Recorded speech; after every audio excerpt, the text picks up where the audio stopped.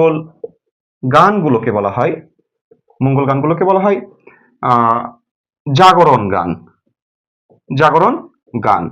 আমরা যদি এই মঙ্গল কাব্যের পালা সম্পর্কে জানতে চাই, পালা কোন মঙ্গল কাব্যে কতটি পালা, তাহলে সবচেয়ে আদি যেটা প্রাচীন এবং সবচেয়ে যেটি বেশি প্রভাব বিস্তার করেছে বা প্রাচীন এবং সকল জায়গায় মানে খুব বেশি এলাকা জুড়ে ছড়িয়েছে মনসামঙ্গল, এটির পালা হচ্ছে 30 পালা। তারপর যেটি চণ্ডীমঙ্গল, এই চণ্ডীমঙ্গল কাব্যটি হচ্ছে 16 পালা। আর ধর্মমঙ্গল কাব্য যেটি ধর্মমঙ্গল কাব্য, এটির পালা হচ্ছে 24 পালা। 24 পালা। এই হচ্ছে মঙ্গল কাব্যের পালা সমূহ। আসসালামু আলাইকুম, সবাইকে স্বাগত জানাচ্ছি। বাংলা সাহিত্যের মধ্যযুগের যে সাহিত্যের ধারা আছে সেগুলোর মধ্যে অন্যতম হলো মঙ্গল কাব্য। মঙ্গল কাব্যকে বাংলা সাহিত্যের মধ্যযুগের উপন্যাস বলা হয়। একটি সমৃদ্ধ শাখা যেটি হলো মঙ্গল কাব্য। তো যাই হোক, আমরা মঙ্গল কাব্য নিয়ে বেশ কিছু তথ্য জানার চেষ্টা করব। মঙ্গল শব্দটার দিকে যদি আমরা তাকাই, এই মঙ্গল শব্দটা আসলে কি বোঝায়? এই মঙ্গল শব্দের আবিধানিক অর্থ হলো কল্যাণ। মঙ্গল শব্দের আবিধানিক অর্থ কল্যাণ। আচ্ছা, আর মঙ্গল কাব্য কি? মঙ্গল কাব্য মূলত কিছু লেখা, কিছু কবিতা পাঁচালী ধরনের, পাঁচালী জাতীয় পালা আকারে গাওয়া হয়, যেগুলো পাঠ করলে, শ্রবণ করলে অথবা ঘরে রাখলে মঙ্গল হয়।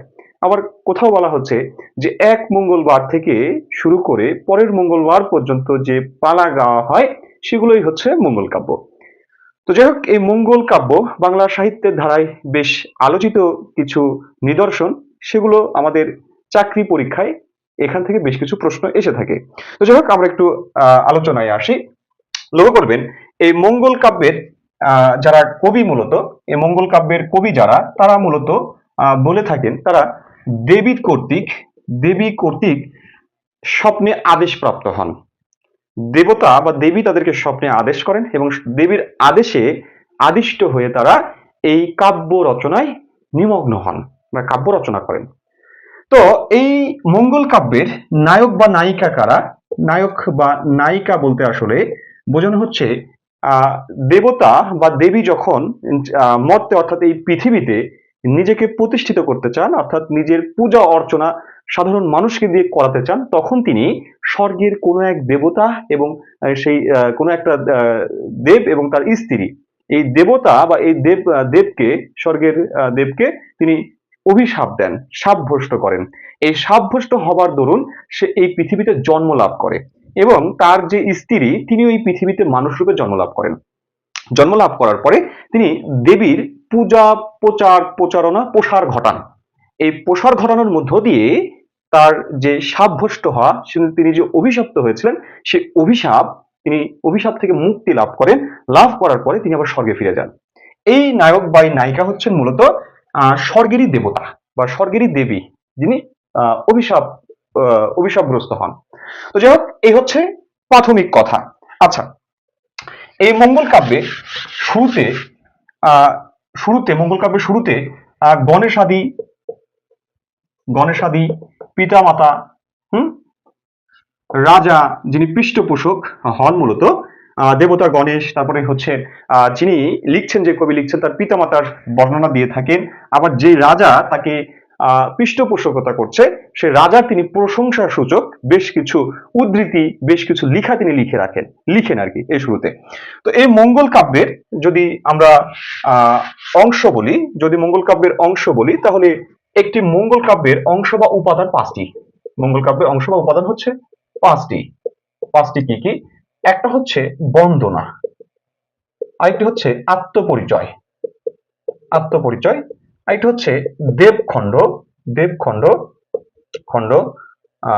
অর্থাৎ এটা হচ্ছে স্বর্গখণ্ড। আর 4 নম্বর যেটি হচ্ছে, এটি মর্তখণ্ড বা নরখণ্ড, এবং এটি সবচেয়ে গুরুত্বপূর্ণ বা এটি হচ্ছে মঙ্গল কাব্যের গুরুত্বপূর্ণ অংশ। ঠিক আছে, এটির প্রভাব বেশি। ওকে, এরপর যেটি আছে সেটি হচ্ছে শ্রুতিফল, অর্থাৎ যেই পাঠক আছেন বা যে পাঠিকা আছেন বা যারা শ্রবণ করছেন, তারা শ্রবণ করার মধ্য দিয়ে তারা কি ফল লাভ করবে, সেটি মূলত হচ্ছে শ্রুতিফল। অর্থাৎ এই মঙ্গল কাব্যের পার্ট বা অংশ হচ্ছে 5টি, উপাদান 5টি। ওকে, এরপরে আসেন মঙ্গল কাব্যের যদি ছন্দের কথা বলা হয়, ছন্দ হচ্ছে অক্ষরবৃত্ত বা পয়ার ছন্দ, পয়ার ছন্দে রচিত হয়েছে। এই মঙ্গল কাব্যের যেটি সবচেয়ে দীর্ঘ পালা, মঙ্গল কাব্যের সবচেয়ে যেটা দীর্ঘ পালা, এই দীর্ঘ পালাটাকে বলা হয় জাগরণ পালা, জাগরণ পালা। আর মঙ্গল গানগুলোকে বলা হয় মঙ্গল গানগুলোকে বলা হয় মঙ্গল গানগুলোকে বলা হয় আহ জাগরণ গান, জাগরণ গান। আমরা যদি এই মঙ্গল কাব্যের পালা সম্পর্কে জানতে চাই, পালা কোন মঙ্গল কাব্যে কতটি পালা, তাহলে সবচেয়ে আদি যেটা প্রাচীন এবং সবচেয়ে যেটি বেশি প্রভাব বিস্তার করেছে বা প্রাচীন এবং সকল জায়গায় মানে খুব বেশি এলাকা জুড়ে ছড়িয়েছে মনসামঙ্গল, এটির পালা হচ্ছে 30 পালা। তারপর যেটি চণ্ডীমঙ্গল, এই চণ্ডীমঙ্গল কাব্যটি হচ্ছে 16 পালা। আর ধর্মমঙ্গল কাব্য যেটি, ধর্মমঙ্গল কাব্য, এটির পালা হচ্ছে 24 পালা, 24 পালা। এই হচ্ছে কাব্যের, মঙ্গল কাব্যের পালা সমূহ। আমি প্রাথমিক তথ্য দিচ্ছি, প্রাথমিক তথ্য। আমি মঙ্গল কাব্যগুলো সবগুলো নিয়ে গুরুত্বপূর্ণ অংশ পার্ট বাই পার্ট আলোচনা করব, ঠিক আছে? তাহলে এখানে আমরা কিছু প্রাথমিক তথ্য দেখতে পাচ্ছি, যেটা হচ্ছে ছন্দ দীর্ঘ পালাকে জাগরণ পালা বলে, মঙ্গল গানকে জাগরণ গান বলে। আর পালাগুলো মনসার 30 পালা, চণ্ডীর 16 পালা, আর ধর্মমঙ্গলের 24 পালা, 24 পালা, ঠিক আছে? এটা হচ্ছে 24টি পালা আছে। আচ্ছা, এরপরে আসেন লক্ষ্য করেন এই মঙ্গল কাব্যগুলো দুই ধরনের। একটা হচ্ছে একটি পৌরাণিক মঙ্গল, আরেকটি হচ্ছে লৌকিক মঙ্গল। এই পৌরাণিক মঙ্গলগুলো কোনগুলো? এগুলো মূলত হচ্ছে গঙ্গা মঙ্গল আছে, দুর্গা মঙ্গল, তারপর আছে